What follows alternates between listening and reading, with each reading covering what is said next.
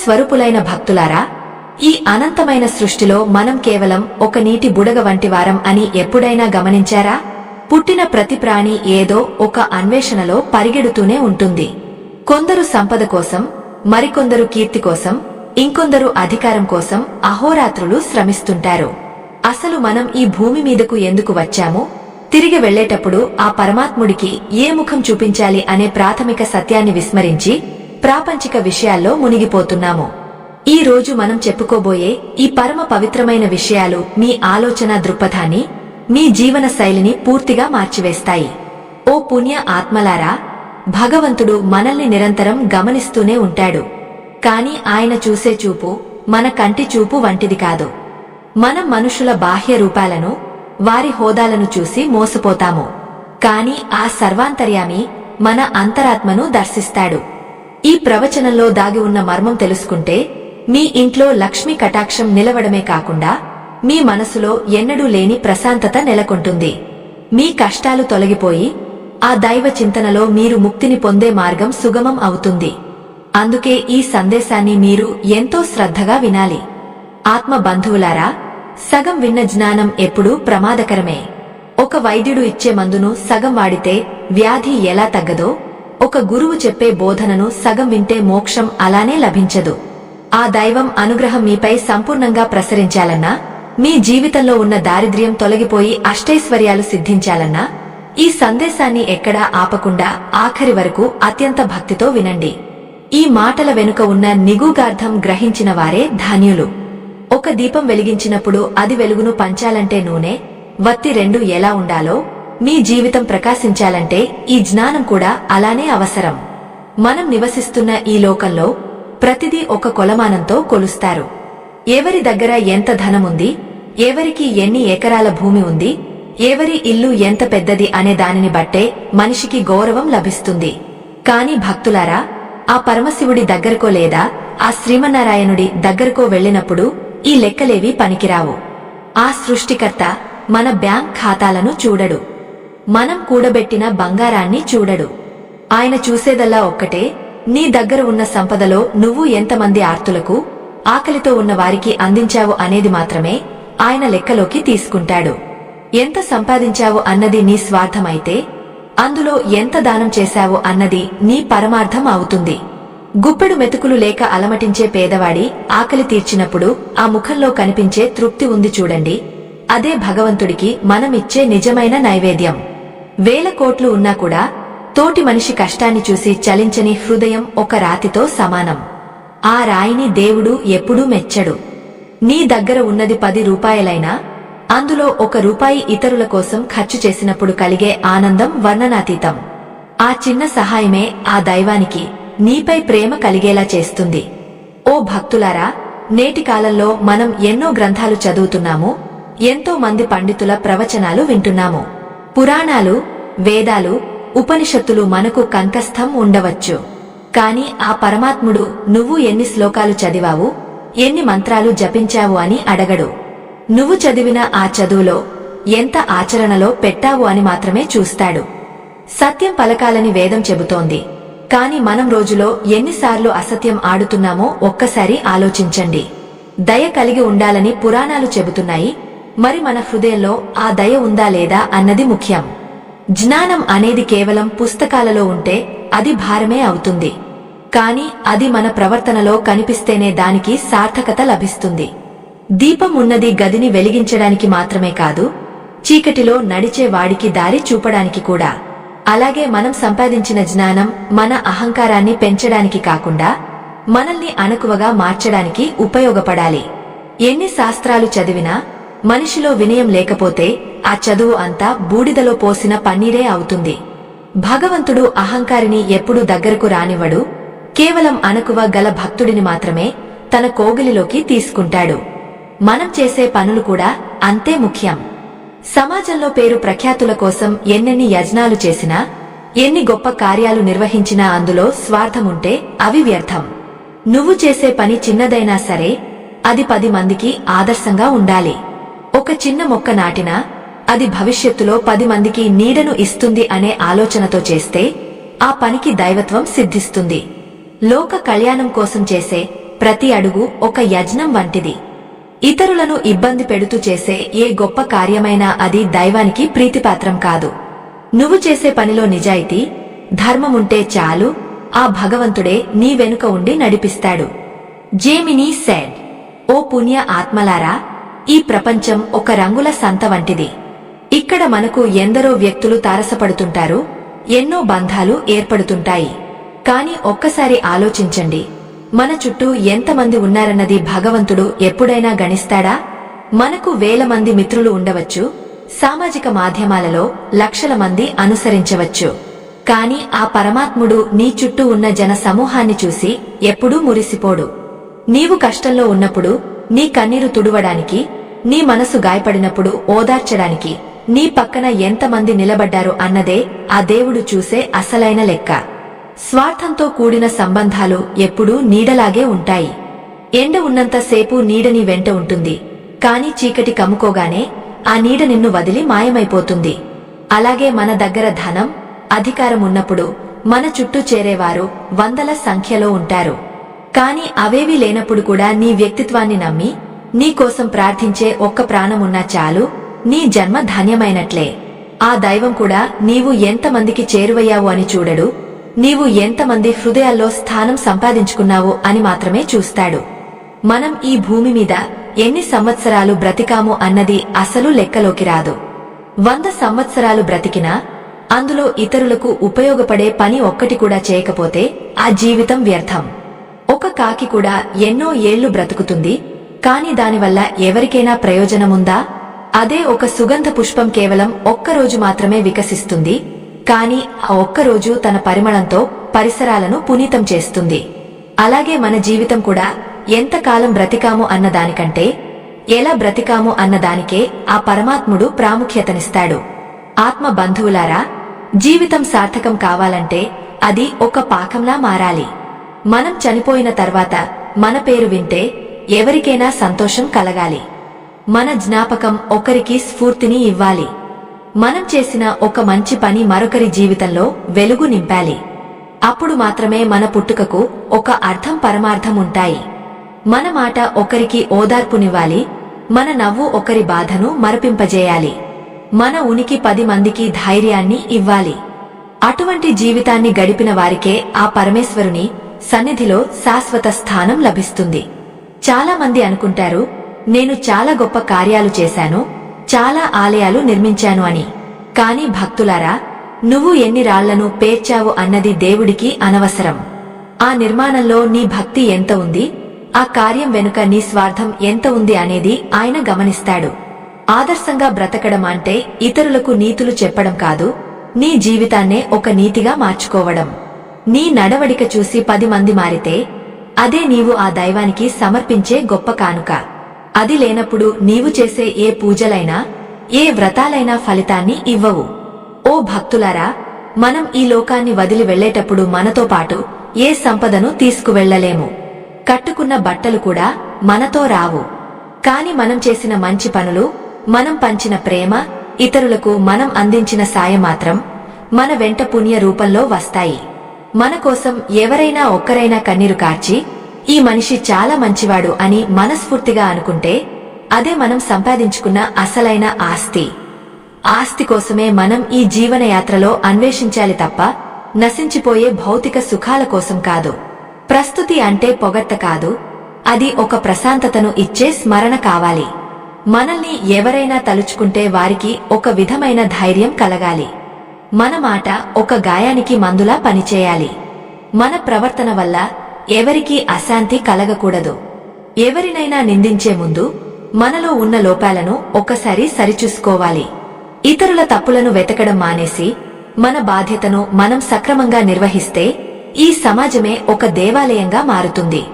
ఆ మార్పు మన నుండే మొదలవ్వాలి. భక్తులారా, మళ్లీ పుట్టుక లేని పనులు చేయడం అంటే ఏమిటో తెలుసా? నిష్కామ కర్మ ఆచరించడం, ఫలితం ఆశించకుండా సాయం చేయడం. నీకు సంబంధం లేని వ్యక్తి కష్టంలో ఉన్నా కూడా నీ వంతుగా ఏదో ఒక మంచి పని చేసేయడం. ఆ మంచి పని నీకు తెలియకుండానే నీ ఖాతాలో పుణ్యాన్ని జమ చేస్తుంది. ఎవరో ఒకరైనా మన కోసం ప్రార్థించేలా జీవించాలి.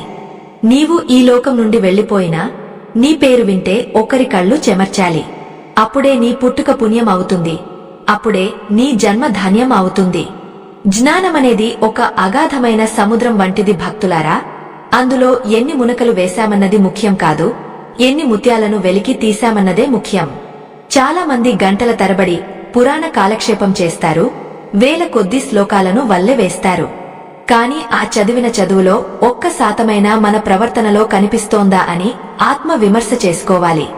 ఆ పరమాత్ముడు నీవు ఎన్ని గ్రంథాలయాలను చదివి కంఠస్థం చేశావని ఎప్పుడూ లెక్క అడగడు.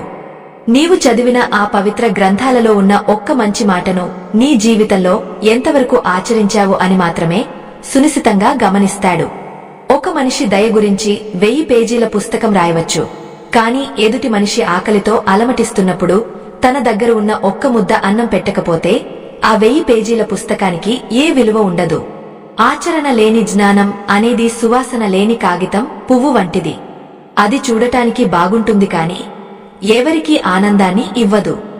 భగవంతుడు నీ పాండిత్యాన్ని చూసి మురిసిపోడు, నీ పారాయణాన్ని చూసి పరవశించిపోడు. నీ హృదయంలో కలిగే మార్పును, నీ చేతలలో కనిపించే ధర్మాన్ని మాత్రమే ఆయన స్వీకరిస్తాడు. ఆత్మ బంధువులారా, అందుకే మనం చదివే ప్రతి అక్షరం మనల్ని ఒక మెట్టు పైకి ఎక్కించేలా ఉండాలి తప్ప అహంకారాన్ని పెంచేలా ఉండకూడదు. మనం ఈ సమాజంలో బ్రతుకుతున్నప్పుడు ఎన్నో పనులు చేస్తుంటాం. ఉదయం లేచినప్పటి నుండి రాత్రి నిద్రపోయే వరకు ఏదో ఒక వ్యాపకంలో మునిగిపోతాం. కొందరు వేల మందికి అన్నదానాలు చేస్తారు, మరికొందరు భారీ కట్టడాలు నిర్మిస్తారు. కాని ఆ పరమాత్ముడు నీవు ఎన్ని కార్యాలు నిర్వహించావు అనే సంఖ్యను చూడడు. ఆ కార్యాన్ని నీవు ఎంత ఆదర్శంగా, ఎంత నిస్వార్థంగా నిర్వహించావు అని మాత్రమే చూస్తాడు. ఒక పనిని కేవలం బాధ్యతగా చేయడం వేరు, ఆ పనిని ఒక ఆరాధనగా మార్చుకోవడం వేరు. నీవు చేసే ప్రతి చిన్న పనిలోనూ దైవత్వాన్ని వెతుక్కోవాలి. లోకంలో మనం చేసే కార్యాలు ఆడంబరంగా ఉండవచ్చు, కాని వాటి వెనుక ఉన్న ఉద్దేశం మలినమైతే ఆ దైవం వాటిని అంగీకరించడు. ఒక పేదవాడు తనకున్న కొద్దిపాటి నీటితో ఒక ఎండిపోతున్న మొక్కకు నీరు పోస్తే అది కొన్ని వేల రూపాయల విరాళం కంటే గొప్పదిగా ఆ పరమేశ్వరుడు భావిస్తాడు. ఎందుకంటే అక్కడ సంఖ్య ముఖ్యం కాదు, ఆ పని వెనుక ఉన్న ఆర్తి ముఖ్యం. ఆదర్శం అనేది మాటల్లో ఉండకూడదు, మనం చేసే ప్రతి పనిలోనూ అది ప్రతిబింబించాలి. మనం చేసే పని మరొకరికి హాని కలిగించకూడదు, సరే కదా? కనీసం ఒక్క ప్రాణికైనా మేలు చేకూర్చాలి. ఓ భక్తులారా, ఈ సృష్టిలో మనం చేసే ప్రతి పనికి ఒక ప్రతిఫలం ఉంటుంది. అది మనం ఆశించినా ఆశించకపోయినా దైవ నిర్ణయం ప్రకారం మనకు చేరుతుంది. అందుకే మనం చేసే కార్యాలు ఫలితం మీద దృష్టి పెట్టకుండా ఆ పనిని ఎంత పవిత్రంగా చేయాలి అనే దానిమీద శ్రద్ధ వహించాలి. నీవు ఒక గొప్ప యజ్ఞం చేస్తున్నావని గర్వపడటం కంటే ఆ యజ్ఞం వల్ల లోకానికి కలిగే మేలు గురించి ఆలోచించాలి. నీవు చేసే ఏ చిన్న పనైనా అది సృష్టి ధర్మానికి విరుద్ధంగా ఉండకూడదు. అప్పుడే ఆ పనికి సార్థకత లభిస్తుంది. అప్పుడే ఆ దైవం నీపై కరుణ చూపిస్తాడు. జీవితం అనేది ఒక పాఠశాల అయితే అనుభవం అనేది ఒక గురువు. మనం ప్రతిరోజు కొత్త విషయాలు నేర్చుకుంటూనే ఉంటాం. కాని ఆ నేర్చుకున్నది మన వ్యక్తిత్వాన్ని ఎలా మలుస్తోంది అన్నది ప్రధానం. ఒక వ్యక్తి కోపం తగ్గించుకోవాలని 1000 సార్లు చదివినా, ప్రశాంతంగా ఉండాలని 100 సార్లు విన్నా, ఒక చిన్న కష్టం రాగానే విచక్షణ కోల్పోతే ఆ చదువుకు అర్థం లేదు. ఆచరణలో పెట్టని జ్ఞానం ఒక గుడ్డివాడి చేతిలో ఉన్న దీపం వంటిది. అది ఎదుటివారికి దారి చూపిస్తుందేమో కాని అతనికి మాత్రం చీకటే మిగులుస్తుంది. మనం అలా ఉండకూడదు. మన జ్ఞానం మనల్ని వెలిగించాలి. ఆత్మ బంధువులారా, భగవంతుడు మనలోని ఆంతర్యాన్ని మాత్రమే ప్రేమిస్తాడు. బాహ్యంగా మనం చేసే ఆచారాలు, సంప్రదాయాలు కేవలం మన క్రమశిక్షణ కోసం ఏర్పరుచుకున్నవి మాత్రమే. కాని వాటి అసలు లక్ష్యం మనసును శుద్ధి చేయడం. మనసు మలినంగా ఉన్నప్పుడు ఎన్ని పవిత్ర నదులలో స్నానం చేసినా ప్రయోజనం ఉండదు. లోపల ద్వేషం పెట్టుకుని బయట దైవనామ స్మరణ చేయడం వల్ల ఆత్మోద్ధరణ జరగదు. మన ఆలోచనలు, మన మాటలు, మన చేతలు ఈ 3 ఏక రూపంలో ఉన్నప్పుడే అది నిజమైన ఆధ్యాత్మికత అవుతుంది. ప్రతిరోజు నిద్రపోయే ముందు ఒక్క నిమిషం ప్రశాంతంగా కళ్ళు మూసుకుని ఆలోచించండి. ఈ రోజు నేను చేసిన పనులలో ఎన్ని పనులు ఆదర్శంగా ఉన్నాయి? ఈ రోజు నేను మాట్లాడిన మాటలలో ఎన్ని మాటలు ఇతరులను ఓదార్చాయి? నేను చదివిన చదువులో ఎంతవరకు ఆచరణలోకి తెచ్చాను? ఈ ప్రశ్నలకు సమాధానం వెతుక్కున్న రోజే మీరు దైవానికి దగ్గరవుతారు. భగవంతుడు మనలో వెతికేది ఈ మార్పునే. ఈ మార్పు కోసం మనం నిరంతరం ప్రయత్నిస్తూనే ఉండాలి. అదే ఈ మానవ జన్మకు ఉన్న అసలైన లక్ష్యం మరియు పరమార్థం. ఆత్మ బంధువులారా, ఈ లోకంలో మనం ఒంటరిగా పుడతాము, ఒంటరిగానే వెళ్లిపోతాము. కాని ఈ మధ్యలో సాగే ప్రయాణంలో మన చుట్టూ ఎందరో మనుషులు చేరుతుంటారు. కొందరు బంధువులని, మరికొందరు మిత్రులని, ఇంకొందరు శ్రేయోభిలాషులని పిలుచుకుంటాము. మనకు అధికారం ఉన్నప్పుడు, మన చేతిలో ధనం ఉన్నప్పుడు మన ఇంటి గుమ్మం ఎప్పుడూ రద్దీగానే ఉంటుంది. పదుల సంఖ్యలో వాహనాలు, వందల సంఖ్యలో మనుషులు మన కనుసన్నలలో మెదులుతుంటారు. అది చూసి మనం చాలా గొప్పవారమని, మనకు అంతా అనుకూలంగా ఉందని గర్వపడుతుంటాం. కాని భక్తులారా, ఆ జన సమూహాన్ని చూసి పరమాత్ముడు ఎప్పుడూ మురిసిపోడు. ఆయన లెక్కలు చాలా వేరుగా ఉంటాయి. ఒక చిన్న ఉదాహరణ గమనించండి. ఒక చెట్టు నిండా పండ్లు ఉన్నప్పుడు పక్షులు ఎక్కడెక్కడి నుండో వస్తాయి. ఆ పండ్లు అయిపోగానే ఒక్క పక్షి కూడా అక్కడ కనిపించదు. మనుషుల పరిస్థితి కూడా అంతే. మన దగ్గర ఏదో ఒకటి ఆశించి వచ్చేవారు ఎందరో ఉంటారు. కాని మనకు ఒక కష్టం వచ్చినప్పుడు, మన కంటి నుండి ఒక కన్నీటి చుక్క రాలినప్పుడు ఆ కన్నీరు తుడవడానికి మన పక్కన ఎవరు నిలబడ్డారు అన్నదే ముఖ్యం. వేల మంది మధ్యలో ఒంటరిగా ఉండటం కంటే మన కోసం నిలబడే ఒక్కరు పక్కన ఉండటం ఎంతో మేలు. భగవంతుడు నీ చుట్టూ ఉన్న సంఖ్యను చూడడు, నీకోసం మనస్ఫూర్తిగా నిలబడే ఆ ఒక్క ప్రాణాన్ని మాత్రమే గమనిస్తాడు. నీవు కష్టకాలంలో ఉన్నప్పుడు నీ చేయి పట్టుకుని నేనున్నాను అని ధైర్యం చెప్పే మనిషి నీకు లభించాడంటే నీవు ఆ దైవానికి అత్యంత ప్రియమైన వాడవని అర్థం. ఎందుకంటే అటువంటి నిస్వార్థమైన ప్రేమికులను భగవంతుడు కేవలం పుణ్యాత్ములకు మాత్రమే ప్రసాదిస్తాడు. మనం ఎందరిని సంపాదించుకున్నాము అన్నది కాదు, ఎందరి నమ్మకాన్ని మనం నిలబెట్టుకున్నాము అన్నది ముఖ్యం. సమాజంలో హోదా కోసం మన చుట్టూ తిరిగేవారు కేవలం శరీరానికి సంబంధించిన బంధువులు మాత్రమే. కాని మన ఆత్మకు శాంతిని ఇచ్చేవారు మాత్రమే దైవ సంబంధికులు. ఈ నిజాన్ని గ్రహించిన నాడు నీవు మనుషుల కోసం ప్రాకులాడటం మానేసి మనసుల కోసం వెతకడం ప్రారంభిస్తావు. ఈ క్రమంలో ఒక ముఖ్యమైన మలుపును మనం గమనించాలి. మనం ధర్మ మార్గంలో నడవాలన్నా, ఇటువంటి సత్యాలను లోకానికి చాటి చెప్పాలన్నా, అజ్ఞానమనే చీకటిని జ్ఞానమనే జ్యోతితో తొలగించాలన్నా మీ వంటి సన్మార్గుల సహకారం ఎంతో అవసరం.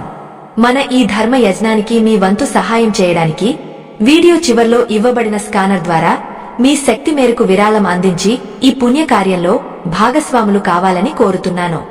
మీ ప్రతి చిన్న సహకారం ఎందరో భక్తులకు జ్ఞానాన్ని ప్రసాదించడానికి దోహదపడుతుంది. ఇది కేవలం విరాళం కాదు, లోక కళ్యాణం కోసం మీరు వేసే ఒక పవిత్రమైన అడుగు. ఆత్మ బంధువులారా, ఇక అసలు విషయానికి వస్తే మనం ఎంతకాలం బ్రతికామో అన్నది జీవితానికి కొలమానం కాదు. కొందరు 90 ఏళ్లు, 100 ఏళ్లు బ్రతుకుతారు. కాని వారి వల్ల లోకానికి జరిగిన మేలు శూన్యం.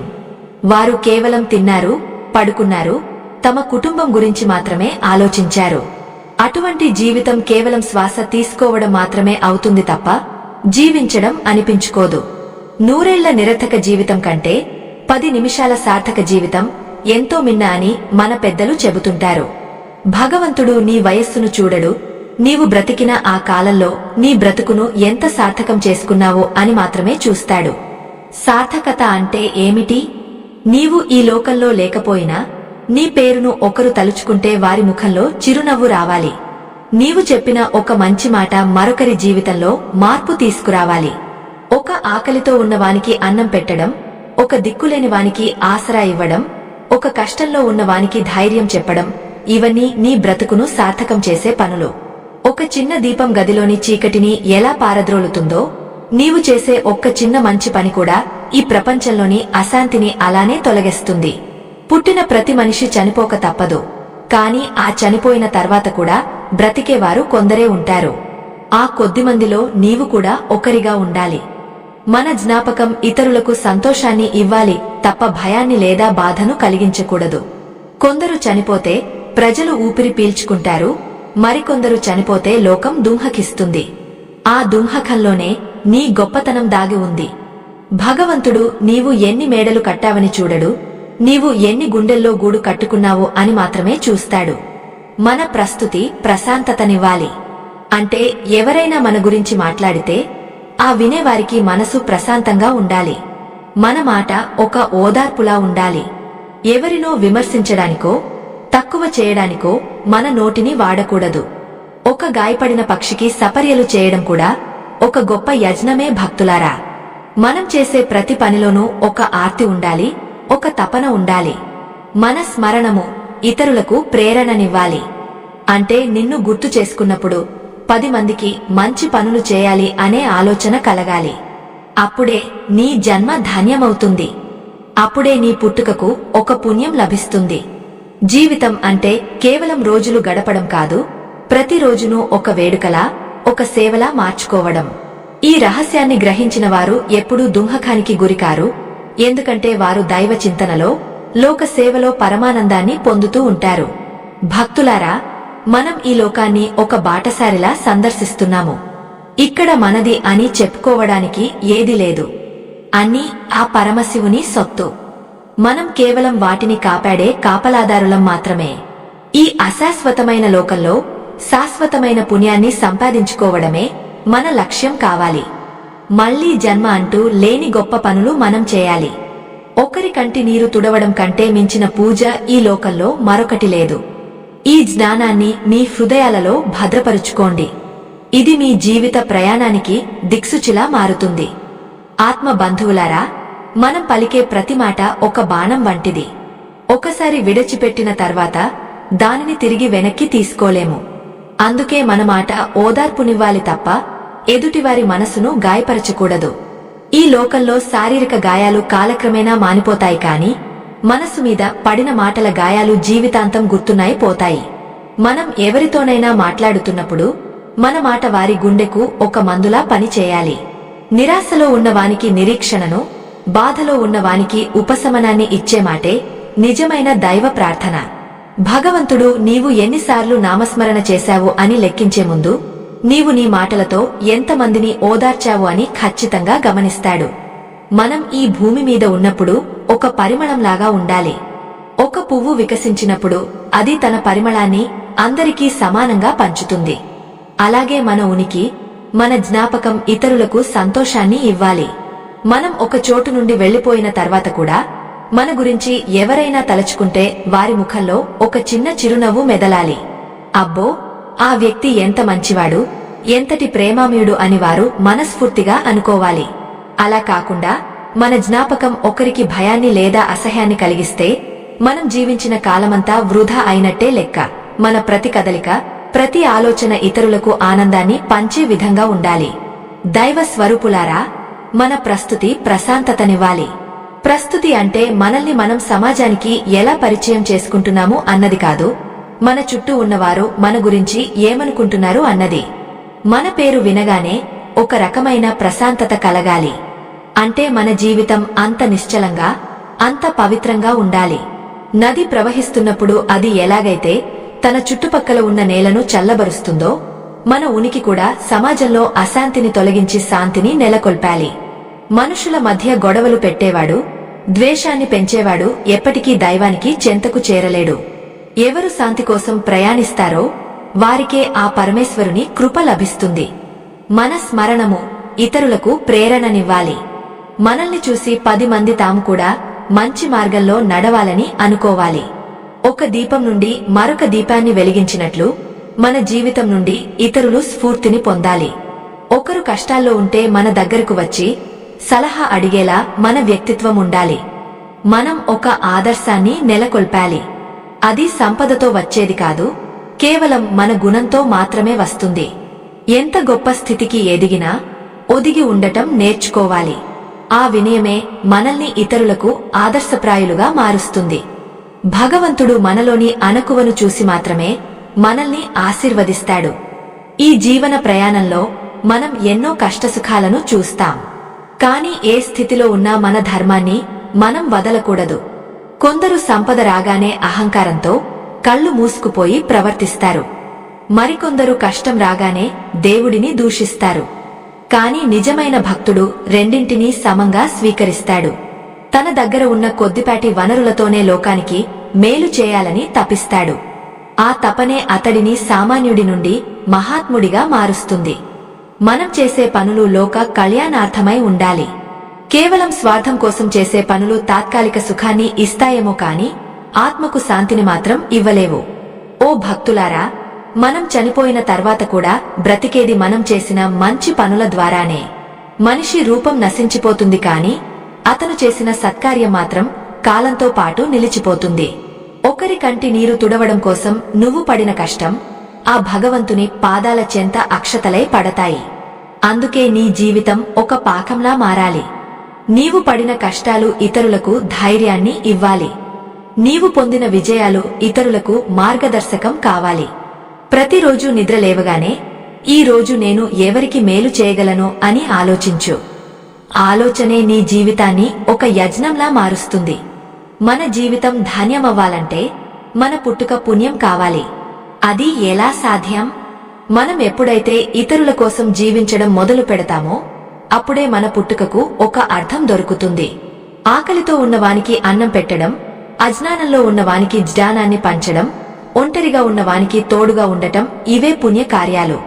వీటికోసం నువ్వు హిమాలయాలకు వెళ్ళక్కర్లేదు, అడవుల్లో తపస్సు చేయక్కర్లేదు. నీ ఇంటి పక్కన ఉన్న ఆర్తుని చూసి చలించి సహాయం అందిస్తే చాలు. ఆ చిన్న సహాయంలోనే ఆ పరమాత్ముడు దర్శనమిస్తాడు. మనం చేసే సేవలో నిజాయితీ ఉండాలి, ఆడంబరం ఉండకూడదు. ఈ క్రమంలోనే ఒక కీలకమైన విషయాన్ని మీరు గమనించాలి. మనం ధర్మ ప్రచారం చేస్తున్నప్పుడు, ఎంతో మంది హృదయాలను మేల్కొలుపుతున్నప్పుడు మన బాధ్యత మరింత పెరుగుతుంది. ఈ పుణ్యకార్యంలో మీ అందరి భాగస్వామ్యం మాకు ఎంతో బలాన్ని ఇస్తుంది. మన ఈ జ్ఞాన ప్రవాహం నిరంతరం కొనసాగాలని, ఇంకా ఎంతో మందికి ఆధ్యాత్మిక చైతన్యం కలగాలని మనము చేస్తున్న ఈ ప్రయత్నానికి మీ వంతు చేయూతనివ్వండి. వీడియో చివర్లో ఉన్న ఆ పవిత్రమైన స్కానర్ ద్వారా మీ శక్తి మేరకు విరాళం అందించి ఈ ధర్మ యజ్ఞంలో మీరు కూడా ఒక సమితై నిలవాలని కోరుతున్నాను. మీ సహకారం ఎందరో భక్తుల జీవితాల్లో వెలుగులు నింపుతుంది. ఆత్మ బంధువులారా, లోకంలో మనం ఎన్నో యుద్ధాలు చూస్తుంటాం, కాని నిజమైన విజయం ఎదుటివారి మనసును గెలవడంలోనే ఉంది. మన మాటలు ఒకరి బాధను పూర్తిగా తగ్గించలేకపోవచ్చు, కాని కనీసం ఆ బాధను పంచుకోగలగాలి. మనిషి కష్టంలో ఉన్నప్పుడు కోటి రూపాయల ఆస్తి కంటే ఒక్క ఓదార్పు మాట ఎక్కువ ధైర్యాన్ని ఇస్తుంది. ఆ ధైర్యమే ఆ మనిషిని మళ్లీ నిలబెడుతుంది. భగవంతుడు మనకు గొంతు ఇచ్చింది కేవలం భుజించడానికో, ఇతరులను దూషించడానికో కాదు. కుంగిపోయిన వాడిని లేపడానికే ఈ వాక్కును మనకు ప్రసాదించాడు. ఆ నిజాన్ని గ్రహించిన నాడే మన మాట ఒక మంత్రంలా మారుతుంది. ఒక చిన్న ఓదార్పు మాటలో ఎంత శక్తి ఉంటుందో గమనించండి. మరణశయ్య మీద ఉన్న వ్యక్తికి లేదా సర్వం కోల్పోయిన నిర్భాగ్యుడికి మీరు ఇచ్చే ఆత్మీయమైన పలకరింపు వారి ప్రాణాలను నిలబెడుతుంది. భగవంతుడు నీవు ఎన్ని అలంకారాలు చేసుకున్నావో అని లెక్కించడు కాని నీ మాటలతో ఎన్ని గుండెల్లో నిండిన విషాదాన్ని దూరం చేశావు అని ఖచ్చితంగా గమనిస్తాడు. నీ నోటి నుండి వచ్చే ప్రతి పదం ఒక పువ్వులా ఉండాలి తప్ప ఒక ముల్లులా ఎదుటివారిని గుచ్చకూడదు. ఎవరినైనా నిందించే అధికారం మనకు లేదు, ఎందుకంటే ప్రతి ప్రాణిలోనూ ఆ పరమాత్ముడే కొలువై ఉన్నాడు. దైవ స్వరూపులారా, మన ప్రస్తుతి ప్రశాంతతనివ్వాలి. ప్రస్తుతి అంటే లోకం మన గురించి చెప్పుకునే మాట. మనం గొప్పగా కీర్తించుకోవడం కాదు, సమాజం మన పేరు వినగానే ఒక రకమైన నిశ్చలతను, హాయిని పొందాలి. ఒక వ్యక్తి పేరు వినగానే మనస్సులో ఉన్న కల్మషం తొలగిపోయి హాయిగా అనిపించాలి అంటే మన జీవితం అంత పవిత్రంగా ఉండాలి. నది ప్రవహిస్తున్నప్పుడు అది ఎలాగైతే తన చుట్టుపక్కల ఉన్న నేలను చల్లబరుస్తుందో, మన ఉనికి కూడా సమాజంలో అశాంతిని తొలగించి శాంతిని నెలకొల్పాలి. మనుషుల మధ్య విభేదాలు సృష్టించేవాడు ఎప్పటికీ దైవానికి చెంతకు చేరలేడు. మన స్మరణము ఇతరులకు ప్రేరణనివ్వాలి. ఒక మహానుభావుడిని తలుచుకుంటే మనకు తెలియకుండానే ఏదో ఒక మంచి పని చేయాలనిపిస్తుంది కదా, అది ఆ వ్యక్తి సంపాదించుకున్న గొప్ప సంపద. మనం ఈ భూమి మీద నుండి వెళ్లిపోయిన తర్వాత కూడా మన జ్ఞాపకం 10 మందికి మంచి మార్గంలో నడవాలనే స్ఫూర్తిని ఇవ్వాలి. అప్పుడే మన జీవితం ఒక విత్తనంలా మారుతుంది. ఆ విత్తనం నుండి ఎన్నో మహావృక్షాలు పుట్టి లోకానికి మేలు చేస్తాయి. మనం కేవలం శరీరంతోనే ఉండక్కర్లేదు, మన ఆదర్శాలతో కూడా ఈ ప్రపంచంలో నిరంతరం జీవించవచ్చు. ఆ ప్రేరణే మనల్ని అమరత్వాన్ని వైపు నడిపిస్తుంది. ఓ భక్తులారా, బ్రతుకు పాఠ్యం కావాలి అంటే మనం అనుభవించే ప్రతి కష్టం ఒక బోధనగా మిగలాలి. మనం చేసిన తప్పుల నుండి నేర్చుకోవాలి. అలాగే మనల్ని చూసి ఇతరులు ఆ తప్పులు చేయకుండా జాగ్రత్త పడాలి. ఒక వ్యక్తి జీవితం చదివితే అందులో ఒక నీతి, ఒక సత్యం, ఒక స్పష్టమైన మార్గం కనిపించాలి. అప్పుడే ఆ జన్మ ధన్యమవుతుంది. కేవలం పుట్టాము, పెరిగాము, ఏదోలా బ్రతికిపోయాము అన్నది జంతువుల లక్షణం. కాని మనిషి పుట్టుకకు ఒక విశిష్టమైన విలువ ఉంది. ఆ విలువను మనమే సృష్టించుకోవాలి. మన నడవడిక ఒక పుస్తకంలా అందరికీ పాఠాలను నేర్పాలి. మృత్యువు అనేది శరీరానికే కాని ఆత్మకు కాదు. అలాగే మనం చేసే కీర్తికి కూడా మరణం ఉండదు. ఒక వ్యక్తి భూమి మీద భౌతికంగా లేకపోయినా అతని చేతులు చేసిన సాయం, అతని నోరు పలికిన సత్యం, అతని మనసు పంచిన నిస్వార్థమైన ప్రేమ ఎప్పటికీ చనిపోవు. అవి గాలిలో, నీటిలో, 10 మంది హృదయాలలో సువాసనలా అలానే నిలిచి ఉంటాయి. ఆ నిలకడనే చచ్చినా బ్రతకడం అంటారు. ఆ స్థితిని చేరుకోవడమే మానవ జీవితంలో ఉన్న అత్యున్నత శిఖరం. దైవ కృప ఉన్నవారికి, లోక సేవలో తరించే వారికి మాత్రమే ఈ మార్గం సులభం అవుతుంది. మనల్ని తలుచుకున్నప్పుడు ఒకరి కళ్లలో నీరు వస్తే అది మనమీద ఉన్న ప్రేమకు నిదర్శనం. పుట్టుక పుణ్యం అవ్వాలంటే ఈ లోకానికి మనం ఎప్పుడూ ఒక భారం కాకూడదు. మనం ఒక బాధ్యతగా పెరిగి 10 మందికి ఒక వరంగా మారాలి. మన వల్ల కనీసం ఒక్క ప్రాణి అయినా సంతోషంగా శ్వాస తీసుకోగలిగితే అదే మన పుట్టుకకు లభించిన అతిపెద్ద పుణ్య ఫలం. ఆ పుణ్యమే మనకు మోక్షానికి దారి చూపిస్తుంది. అందుకే స్వార్థాన్ని వీడండి. నాది, నేను అనే సంకుచిత భావనను వదిలి మనది, మనం అనే విశాల హృదయాన్ని అలవరచుకోండి. అప్పుడు అనంతమైన సృష్టి మొత్తం నీకు తోడుగా నిలుస్తుంది. నీ అడుగులు ధర్మం వైపు ఉంటే ఆ దేవుడే నీ వెనుక నీడలా వస్తాడు. ఇక ఆలస్యం చేయకండి భక్తులారా. ఎప్పుడో అప్పుడు మంచి పని చేద్దామనుకుంటే ఆ సమయం అసలు రాకపోవచ్చు. ఇప్పుడే, ఈ క్షణమే ఏదో ఒక చిన్న మంచి పని చేయండి. ఎవరికైనా గుప్పెడు మెతుకులు పెట్టండి, లేదా ఎవరినైనా ఆత్మీయంగా పలకరించి ధైర్యం చెప్పండి. ఆ పనులే నిన్ను మళ్లీ జన్మించకుండా చేస్తాయి. అంటే నీ పుణ్యఫలం నిన్ను ఆ జన్మ రాహిత్య స్థితికి, ఆ పరమ పదాన్ని చేరుకోవడానికి తోడ్పడుతుంది. ఎవరో ఒకరైనా మన కోసం ప్రార్థించేలా జీవించాలి. నీకోసం మరొకరు దేవుడిని కోరుకుంటే ఆ కోరిక నేరుగా పరమాత్ముడిని చేరుతుంది. అదే మనకు దక్కే అసలైన దీవెన. మన జీవిత ప్రయాణంలో మనం ఎందరో బాటసారులను కలుస్తాం. వారందరిలో దైవత్వాన్ని చూడటం నేర్చుకోవాలి.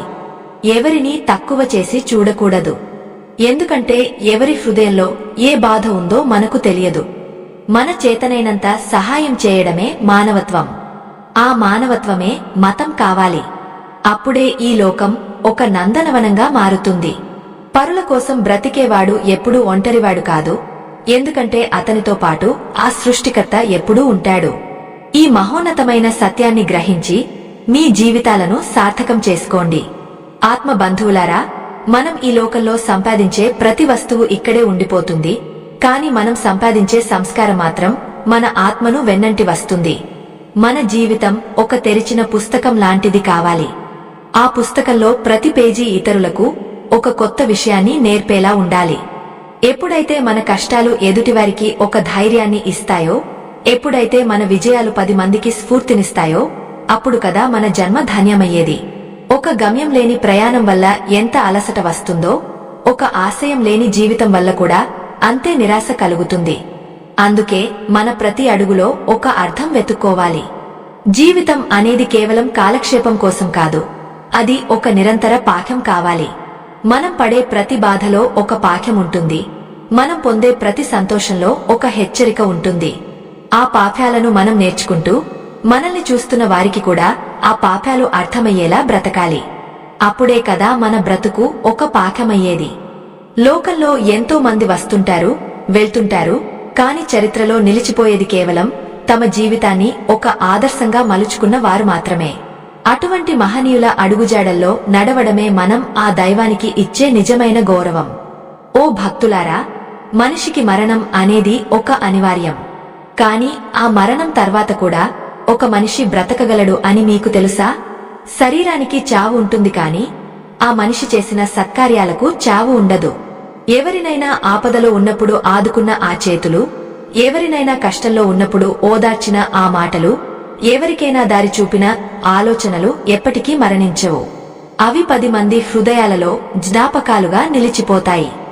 అప్పుడు కదా మనం చచ్చినా కూడా బ్రతికేది. భగవంతుడు మనకిచ్చిన ఈ ఆయుష్ను మనం ఇతరుల కోసం వెచ్చించినప్పుడు మనం మృత్యువును కూడా జయించిన వారమవుతాము. పుట్టుక అనేది ఒక సహజ ప్రక్రియ. కాని ఆ పుట్టుక పుణ్యం కావాలంటే మనం చేసే పనులే కారణం అవుతాయి. పుట్టగానే అందరూ మనుషులమే, కాని మన ప్రవర్తనను బట్టే మనం మహనీయులమో లేక దుర్మార్గులమో నిర్ణయించబడుతుంది. లోకానికి భారంగా బ్రతికేవాడు 100 ఏళ్లు ఉన్నా వ్యర్థమే, కాని లోకానికి వరంగా మారేవాడు ఒక్క క్షణం బ్రతికినా అది పుణ్యమే.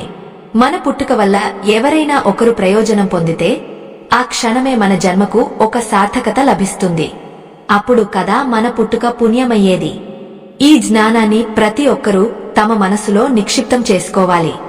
దైవ స్వరూపులారా, ఈ సంసార సాగరం నుండి విముక్తి పొందాలంటే మనం చేసే పనులు చాలా పవిత్రంగా ఉండాలి. మళ్లీ పుట్టుకే లేని పనులు చేయడం అంటే ఏమిటో తెలుసా? ఎటువంటి ప్రతిఫలాన్ని ఆశించకుండా చేసే సేవ. ఒకరికి సహాయం చేసేటప్పుడు వారు తిరిగి మనకేదో చేస్తారని ఆశించకూడదు. ఆ దైవం నాకు ఈ అవకాశం ఇచ్చాడు అని భావించి పూర్తి నిస్వార్థంగా ఆ పనిని పూర్తి చేయాలి. అటువంటి నిష్కామ కర్మలు మనల్ని బంధాల నుండి విముక్తుడిని చేస్తాయి. మనం చేసే ప్రతి మంచి పని మన పుణ్య ఖాతాలో చేరుతుంది మరియు మనల్ని మళ్లీ ఈ జనన మరణ చక్రంలో చిక్కుకోకుండా కాపాడుతుంది. మనం ఈ లోకాన్ని విడిచి వెళ్లేటప్పుడు మన కోసం ఎవరో ఒకరైనా ప్రార్థించేలా జీవించాలి. ఒక అపరిచితుడు కూడా మన పేరు వినగానే ఆహా ఎంత మంచి మనిషి, ఆత్మకు శాంతి కలగాలి అని మనస్ఫూర్తిగా కోరుకోవాలి. ఆ ప్రార్థనలో ఉండే శక్తి కోటి యజ్ఞాల కంటే గొప్పది. మన వల్ల మేలు పొందిన వ్యక్తులు మనల్ని గుర్తు చేసుకుంటూ ఆ దైవానికి కృతజ్ఞతలు చెప్పుకుంటే అదే మనం సంపాదించుకున్న పరమపదం. లోకంలో ధనవంతులు ఎందరో ఉండవచ్చు, కాని ఇతరుల ప్రార్థనలు సంపాదించుకున్న వారు మాత్రమే నిజమైన భాగ్యవంతులు. జీవితంలో మనం ఎప్పుడో ఒకప్పుడు ఏదో ఒక మంచి పని చేసేద్దాం అని వాయిదా వేస్తుంటాం. కాని భక్తులారా, సమయం ఎవరి కోసం వేచి ఉండదు. రేపు అనేది మన చేతుల్లో లేదు. అందుకే ఇప్పుడే ఈ క్షణమే నీ చేతనైనంతలో ఒక చిన్న సహాయం చేసేయ్. నీ పెరట్లో ఉన్న చెట్టుకు నీరు పోయడం నుండి ఒక దిక్కులేని వాడికి ఆకలి తీర్చడం వరకు ఏదైనా కావచ్చు. ఆ చిన్న పని నీ జీవిత గమనాన్ని మార్చివేస్తుంది. ఎవరో ఒకరైనా నిన్ను గుర్తుంచుకునేలా నీ ఉనికి వల్ల ఈ ప్రపంచం కొంచెం మెరుగ్గా మారేలా ప్రయత్నించాలి. అదే ఆధ్యాత్మికత యొక్క అంతిమ లక్ష్యం. మన జ్ఞాపకం ఇతరులకు ఒక మధురమైన అనుభూతిని ఇవ్వాలి. మనల్ని తలుచుకుంటే వారికి ధైర్యం రావాలి, ప్రశాంతత కలగాలి. మన మాటలు వారి మనస్సులోని భారానికి ఓదార్పునివ్వాలి. అటువంటి జీవన విధానమే మనల్ని దైవత్వానికి దగ్గర చేస్తుంది. భగవంతుడు మనలో వెతికేది మనలోని ప్రేమను, కరుణను మరియు నిస్వార్థాన్ని మాత్రమే. మనం ఎన్ని పూజలు చేశాము అన్నది కాకుండా ఎంతమందికి ప్రేరణగా నిలిచాము అన్నదే ఆయన చూస్తాడు. ఈ సత్యాన్ని గ్రహించి ప్రతిరోజూ ఒక మంచి పని చేయడానికి సంకల్పం తీసుకోండి. ఓ ఆత్మ బంధువులారా, ఈ ప్రయాణం ఇంకా ముగియలేదు. మనం తెలుసుకోవాల్సిన ఆధ్యాత్మిక సత్యాలు ఇంకా ఎన్నో ఉన్నాయి. మన జీవితాన్ని ఒక పాఠంగా మార్చుకోవడానికి అవసరమైన మరిన్ని విషయాలను మనం చర్చించుకోవాలి. ఈ అనంతమైన జ్ఞాన మార్గంలో మనం కలిసి నడుద్దాం. మన చుట్టూ ఉన్న చీకటిని తొలగించి వెలుగును నింపుదాం. మన ప్రతి ఆలోచన లోక హితం కోసమే ఉండాలి. ప్రతి శ్వాస ఆ పరమాత్ముని స్మరణలోనే సాగాలి. మనం చేసే ప్రతి సత్కార్యం ఒక బీజం వంటిది భక్తులారా. ఆ బీజం ఎప్పటికైనా మహావృక్షమై 10 మందికి నీడనిస్తుంది అనే సత్యాన్ని మనం విస్మరించకూడదు. ఈ ప్రపంచంలో ఏదీ శాశ్వతం కాదు, ఒక్క మనం చేసే ధర్మం తప్ప. కాలం గడిచే కొద్దీ మన రూపం మారుతుంది, మన శక్తి తగ్గుతుంది, కాని మనం పంచిన ప్రేమ మాత్రం ఎదుటివారి గుండెల్లో పదిలంగా ఉంటుంది. భగవంతుడు మన ఆయుష్ను లెక్కించేటప్పుడు మనం ఎన్ని శ్వాసలు తీసుకున్నామో అని చూడడు. మనం తీసుకున్న ఆ శ్వాసలలో ఎన్ని శ్వాసలు ఇతరుల మేలు కోసం ఖర్చు చేశామో అని మాత్రమే గమనిస్తాడు. ఆ పరమాత్ముని లెక్కలు చాలా విచిత్రంగా, అత్యంత పారదర్శకంగా ఉంటాయి. మన జ్ఞాపకం ఇతరులకు సంతోషాన్ని ఇవ్వాలి. ఎవరైనా మన గురించి తలుచుకున్నప్పుడు వారి కళ్లలో ఒక మెరుపు, వారి పెదవులపై ఒక చిరునవ్వు రావాలి. అబ్బా, ఆ మనిషితో గడిపిన కాలం ఎంత అద్భుతమైనది, ఆ వ్యక్తి నుండి నేను ఎన్ని మంచి విషయాలు నేర్చుకున్నాను అని వారు గర్వంగా చెప్పుకోవాలి. మన పేరు వింటే భయం కలిగించేలా ఉండటం రాక్షసత్వం, కాని మన పేరు వింటేనే హృదయం తేలికపడటం దైవత్వం. ఆ దైవత్వాన్ని మనం అందిపుచ్చుకోవాలి. మన ప్రస్తుతి ప్రశాంతతనివ్వాలి అంటే మన వ్యక్తిత్వం అంత నిశ్చలంగా ఉండాలి. మన గురించి ఎవరు మాట్లాడినా అది వినేవారికి ఒక మంచి అనుభూతిని మిగల్చాలి. మన స్మరణము ఇతరులకు ప్రేరణనివ్వాలి.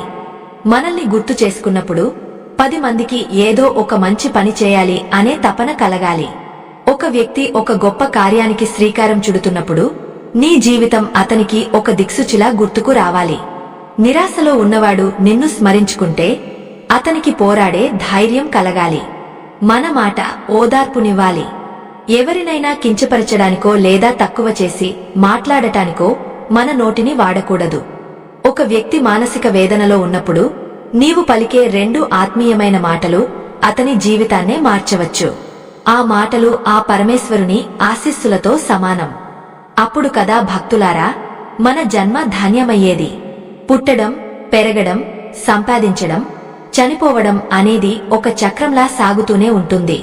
కాని అందులో సార్థకత ఎప్పుడు వస్తుంది అంటే మన వల్ల కనీసం ఒక్క ప్రాణి అయినా సంతోషంగా ఉన్నప్పుడు మాత్రమే.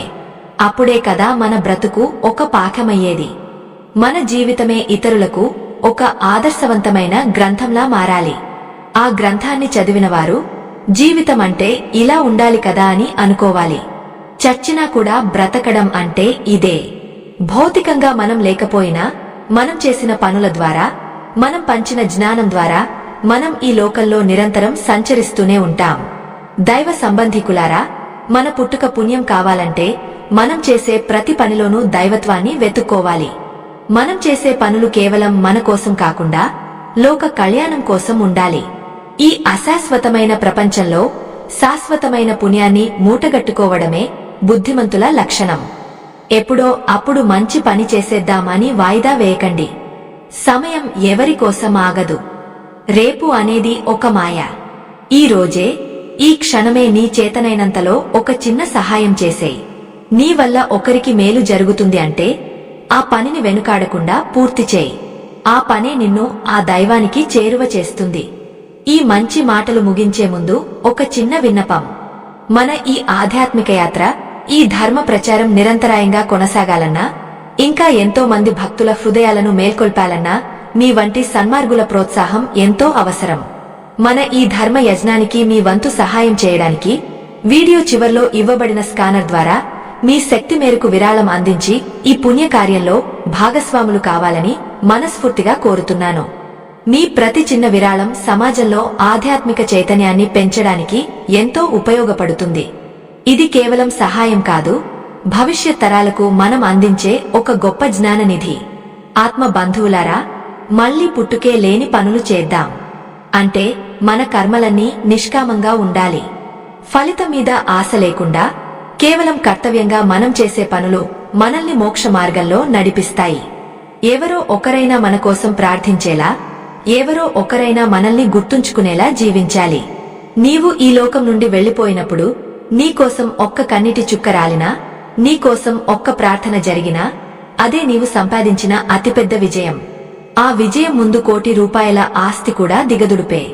అప్పుడే నీ పుట్టుక నిజమైన పుణ్యం అవుతుంది. జీవితం అనేది ఒక అద్భుతమైన అవకాశం. ఈ అవకాశాన్ని వృధా చేసుకోకండి. భగవంతుడు మనలో సంపదను చూడడు, శాస్త్ర పాండిత్యాన్ని చూడడు, ఎన్ని పనులు చేశావు అని చూడడు. ఆయన చూసేదల్లా నీ హృదయంలో ఉన్న ఆర్తి, నీ చేతల్లో ఉన్న ధర్మం, నీ మాటల్లో ఉన్న సత్యం మాత్రమే. ఈ మూడింటిని ఎవరైతే కలిగి ఉంటారో వారి జీవితం ధన్యమవుతుంది. ఆ పరమేశ్వరుని కృపా కటాక్షాలు మీపై, మీ కుటుంబ సభ్యులపై ఎల్లవేళలా ఉండాలని, మీరు చేసే ప్రతి మంచి పనిలో ఆ దైవమే తోడుండాలని మనస్ఫూర్తిగా ఆకాంక్షిస్తున్నాను. మీ జీవితం ఒక వెలుగు దివ్వెలా మారి నలుగురికి దారి చూపాలని కోరుకుంటున్నాను. శుభం భూయాత్.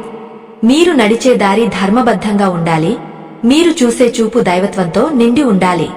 లోకా సమస్త సుఖినోభవంతు. శాంతి, శాంతి, శాంతి. మీ అందరి హృదయాలలో ఆ పరమాత్ముడు సదా కొలువై ఉండి మీకు మంచి బుద్ధిని, సుఖశాంతులను ప్రసాదించాలని ఆ దైవాన్ని ప్రార్థిస్తూ ఈ ప్రవచనాన్ని ముగిస్తున్నాను. మళ్ళీ మనం మరొక పవిత్రమైన సందర్భంలో కలుసుకుందాం.